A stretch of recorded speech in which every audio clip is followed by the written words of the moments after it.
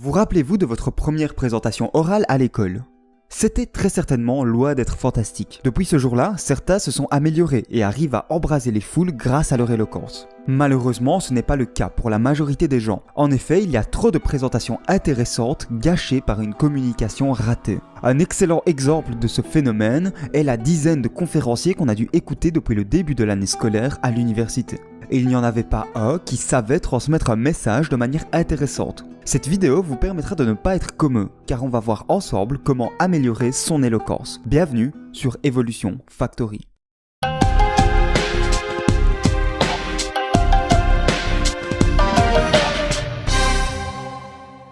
Tout d'abord, c'est quoi l'éloquence ? L'éloquence, c'est l'art de bien parler. C'est un concept assez large qui englobe l'articulation, le volume de notre voix, notre débit, la tonalité de votre voix, entre autres. Mais avant de rentrer dans les détails, j'ai deux remarques importantes à faire. Numéro 1, la confiance en soi est un boost énorme pour votre éloquence. En effet, en étant sûr de soi, vous avez moins de chances de commettre des erreurs fréquentes comme parler trop bas ou mâcher vos mots. Du coup, si vous voulez gagner confiance en vous pour améliorer votre éloquence, je vous renvoie vers ma vidéo sur le sujet, qui sera dans les fiches et dans la description. Numéro 2, il est impossible de changer sa voix de manière drastique, car notre timbre de voix est déterminé par la longueur et l'épaisseur de nos cordes vocales. Mais, ne vous inquiétez pas, pour être éloquent, votre voix n'a pas tellement d'importance que ça. Certes, avoir la voix de Morgan Freeman aide, mais si vous ne l'avez pas, ce n'est pas si grave. Acceptez votre voix actuelle. Si vous ne l'aimez pas, vous verrez que plus vous l'entendrez, plus vous vous habituerez. Maintenant, rentrons dans le vif du sujet et démarrons avec le plus important de tous les conseils, qui est articuler. Articuler est essentiel car cela rend votre discours plus clair et agréable à écouter. Sauf si vous faites du mumble rap, vous avez tout intérêt à bien vous faire comprendre immédiatement, sans avoir à vous répéter. Pour améliorer votre articulation, vous pouvez faire un exercice bien connu de ceux qui font du théâtre. L'exercice du crayon dans la bouche. Il consiste, comme son nom l'indique, à coincer un crayon ou un stylo dans votre bouche, comme ceci. Puis, vous parlez avec ce stylo et vous verrez que cela vous force à bien articuler. Cet exercice, bien qu'il vous donne un air complètement stupide, est très efficace, car il vous oblige à décomposer chaque syllabe distinctement. Donc essayez-le. Une fois que vous maîtrisez des phrases simples, passez à des phrases plus compliquées. Il y a de nombreuses phrases compliquées pour s'entraîner sur le site articuler.com, qui sera en lien dans la description.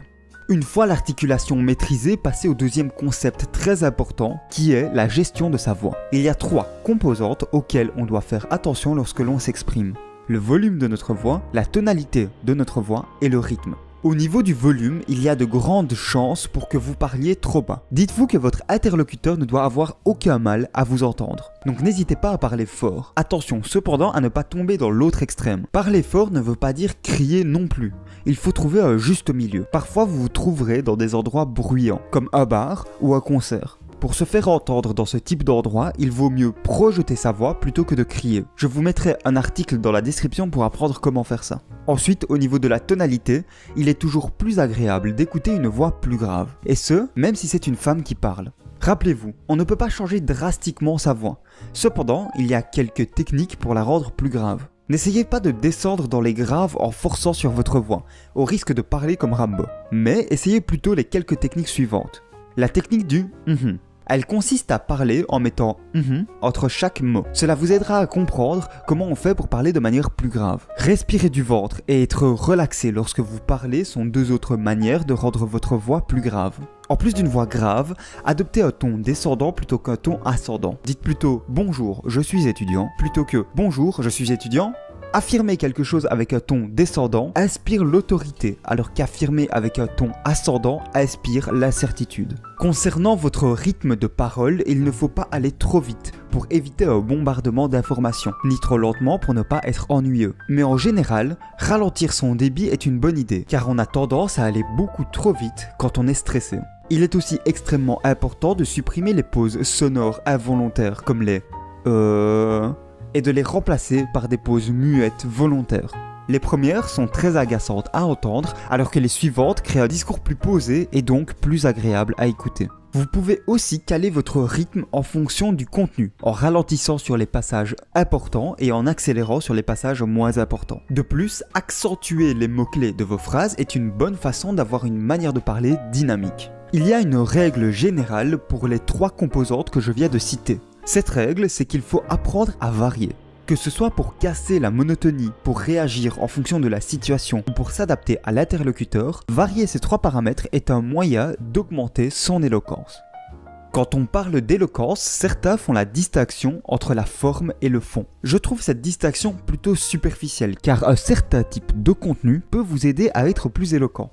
Par exemple, mieux vous comprendrez un sujet, plus vous serez à l'aise avec ce dernier. Et donc, meilleure sera votre présentation de ce sujet. D'où l'importance d'une bonne base de connaissances, afin d'être à l'aise avec un maximum de sujets. Ensuite, si vous insérez une touche d'humour dans votre discours, vous serez automatiquement perçu comme plus éloquent. Il est aussi important de rester simple. Utilisez des phrases courtes et claires. Pour ce faire, lorsque vous parlez de quelque chose, supprimez tout le superflu et allez directement à l'essentiel. Dernièrement, utilisez un vocabulaire simple mais précis, car contrairement à ce qu'on pourrait penser, utiliser des mots et expressions compliqués ne vous donne pas l'air plus intelligent si vous ne maîtrisez pas ces mots. Afin de pouvoir utiliser des mots à la fois simples et précis, vous devrez développer un vocabulaire assez large. Et si vous voulez développer ce type de vocabulaire, le meilleur moyen est de lire, lire et encore lire.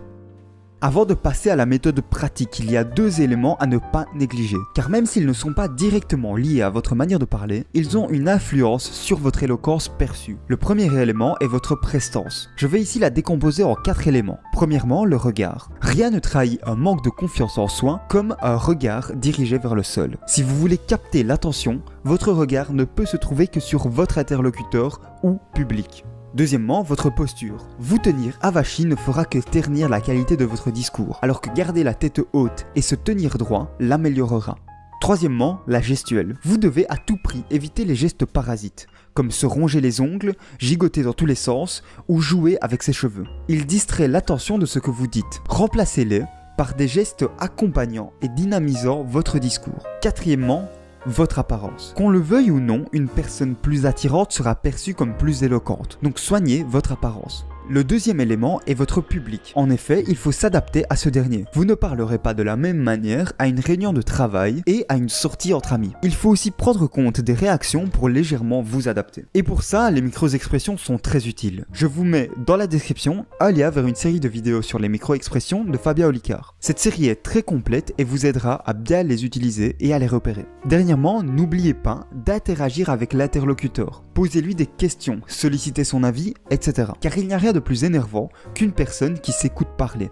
Concluons cette vidéo avec la méthode pratique. Cette vidéo était particulièrement lourde en informations, mais heureusement la méthode pratique est quant à elle plutôt simple. Dans cette vidéo, je vous ai donné toute la théorie dont vous avez besoin. Maintenant, c'est à vous de l'appliquer en pratique. Et il n'y a qu'un seul moyen de faire ça, et c'est s'entraîner, s'entraîner et s'entraîner. Ma méthode d'entraînement favorite est la lecture à voix haute, car comme ça, vous n'avez pas à penser à ce que vous allez dire. Prenez un livre que vous appréciez et lisez-le à voix haute en essayant d'appliquer la théorie. En même temps, enregistrez-vous sur votre GSM afin d'avoir un feedback objectif. À chaque session d'entraînement, vous verrez vos progrès grâce à vos enregistrements. En parallèle, appliquez ce que vous apprenez dans vos discussions de la vie quotidienne et vous verrez qu'avec assez d'entraînement, vous deviendrez un excellent orateur. J'ai moi-même appliqué quelques-unes de ces techniques et ça m'a permis de pas mal m'améliorer. Il suffit de comparer ma première et ma dernière vidéo pour s'en convaincre. Cette vidéo est maintenant terminée. J'espère sincèrement qu'elle vous a plu. Elle était pas mal demandée, donc j'espère qu'elle a pu vous aider. Si mon contenu vous intéresse, abonnez-vous. Et sur ce, merci d'avoir regardé et salut à tous.